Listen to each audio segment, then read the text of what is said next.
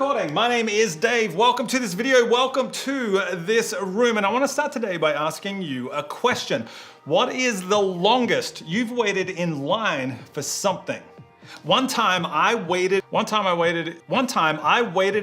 7.5 hours for an iPhone. And it wasn't even a very good iPhone. It didn't even come with a case or a pop socket.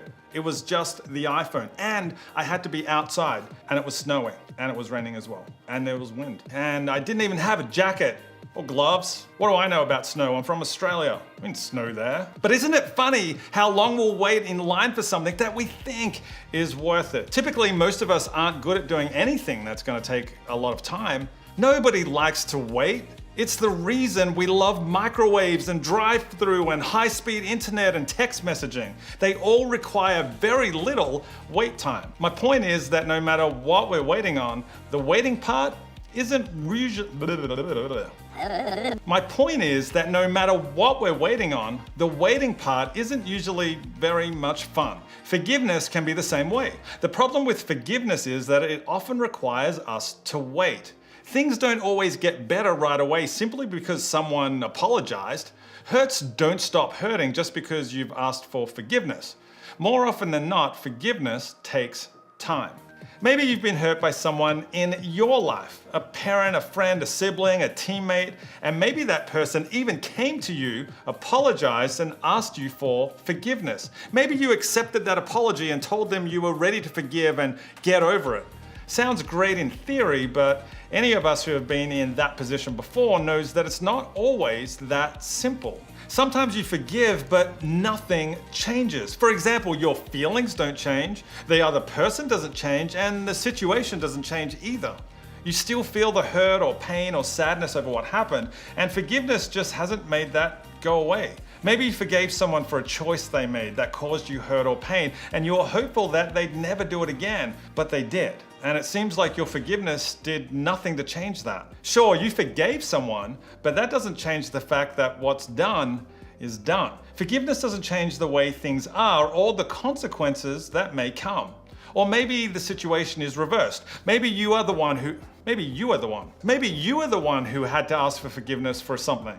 And even though you receive that forgiveness, you still feel bad. Things still don't change. The relationship, the circumstances, the feelings, they just can't go back to the way they were overnight. So that leaves the question, why bother with forgiveness at all if things don't change?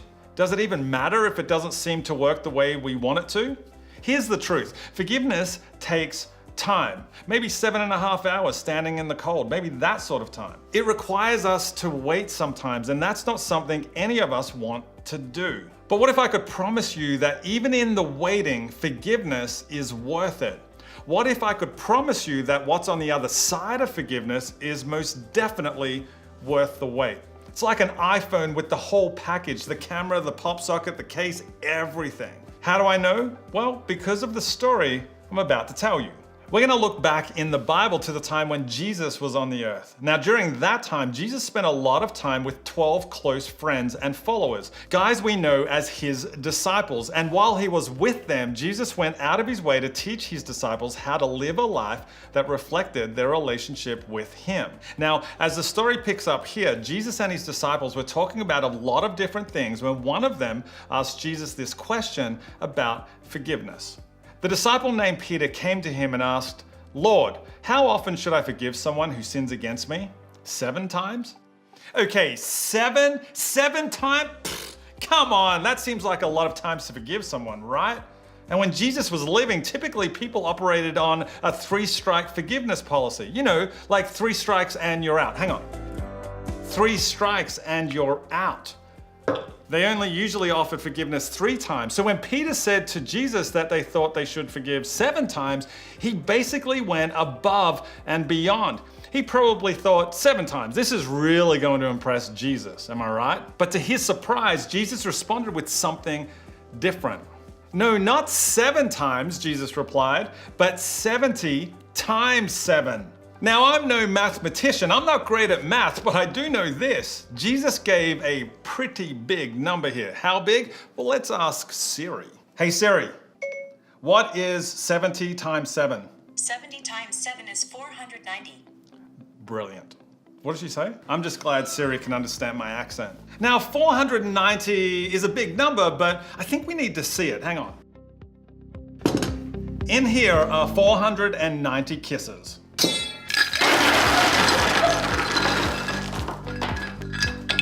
489.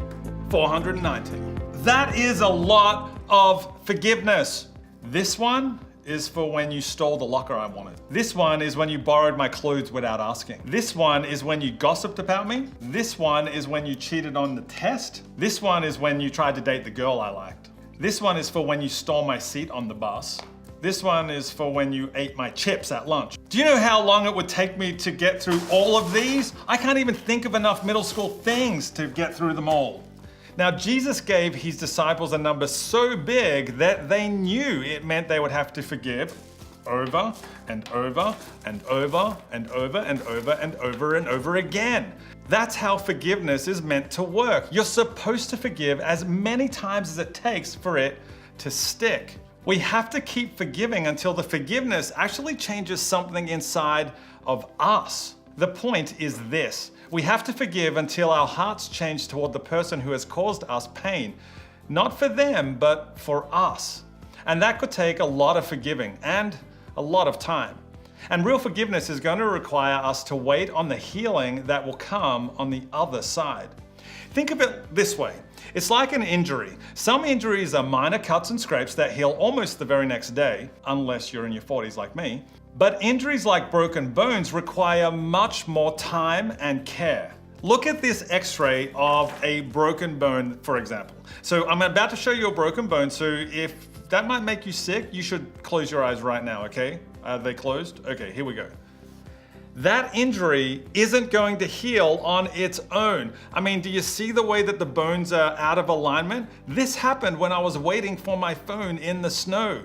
And this is gonna take rest. It's gonna require a cast, maybe long-term treatment, possibly even surgery for it to fix. And once that bone is completely healed, it will never exactly be the same as it was before the injury. It might have scars or even permanent pins or screws. The point is that at the end of the road, when all the healing is done, the bone might not be exactly the same, but the person will.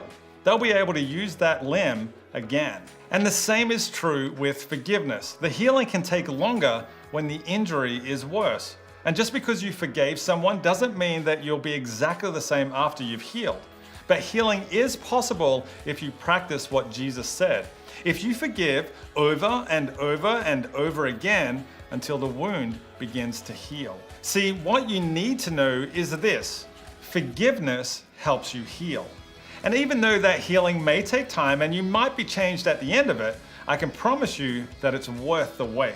So, what do we do with all of this? How can we push through and continue to forgive even when it feels like nothing is changing? Well, there are 3 things that I want you to remember that I think will help you. 1, remember it takes practice. Just like anything worthwhile, forgiveness takes practice. You weren't able to pull off those cool skateboarding tricks overnight. You didn't become the star gymnast after one somersault. You didn't become a black belt in karate after watching The Karate Kid. No, you had to practice. You had to show up and keep showing up. You had to keep going even when it felt like it wasn't working as quickly as you wanted it to. Forgiveness is an invitation to keep practicing how to let go. Forgiveness is an invitation to keep practicing how to let go of and get over the pain that someone or something has caused you. It takes practice, so keep at it. Practice forgiving the little things, and then for the things that may feel bigger, practice forgiving over and over and over again. The more you do it, the easier it will become. 2, remember it takes time. Forgiveness isn't easy. It's not supposed to work right away. It's a healing process, and healing takes time. If you've ever broken your arm or had stitches, you know that's true. So don't give up when it doesn't feel like it's working.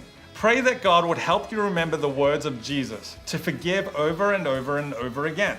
Ask for his help to go through the waiting and to get to the other side for healing. And 3, remember that it's about you. When someone wrongs you, they're not going to always ask for forgiveness.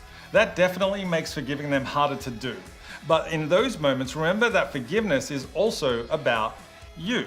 It will make your life better in the long run. It will bring healing to your heart and your life, whether the other person changes or not. Forgiveness helps you heal, and that healing is most definitely worth the wait. Now, don't forget what we've been saying this entire series. Forgiveness isn't promising that everything will get fixed right away. It also doesn't mean that those who hurt you get to escape the consequences of their choices. Sometimes forgiveness still means a relationship needs to change or someone needs to face consequences for their actions. Forgiveness doesn't change that, but it does change you. Forgiveness helps you heal. And we all want that, right? Even if it requires a lot of waiting. I promise it will be worth the wait in the end. Hey, thanks so much for hanging out with me and all of this chocolate. But before you go, I want you to think about this. What makes forgiveness hard for you?